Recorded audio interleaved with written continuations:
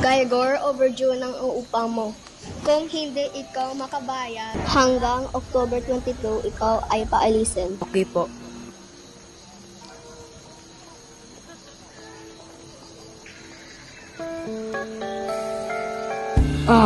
Kailangan ko rin magbayad sa mga pundo ng anak sa paaralan o hindi sila magkakatapos.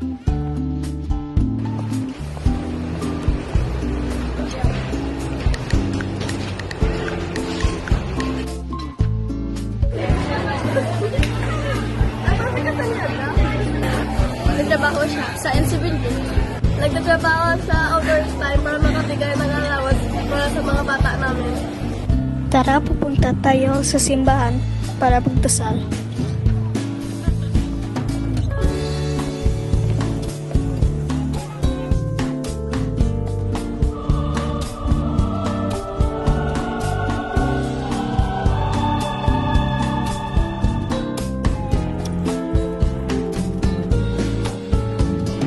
Brente, napansin ko, ikaw ang pinakamasipag na manggagawa dito. Kaya, pinaplano kong bigyan ka ng promotion at taasin ang iyong sweldo. Congrats!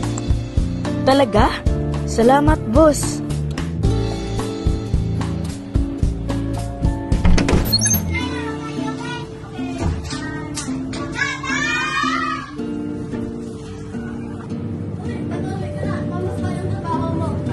May magandang balita ako para sa iyo. Na-promote ako ng boss ko.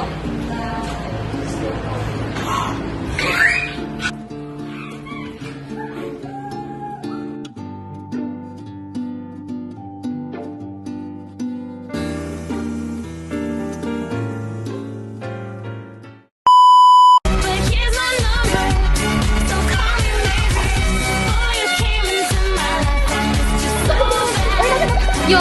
Isa po. Ano daw? Tao ba? Go!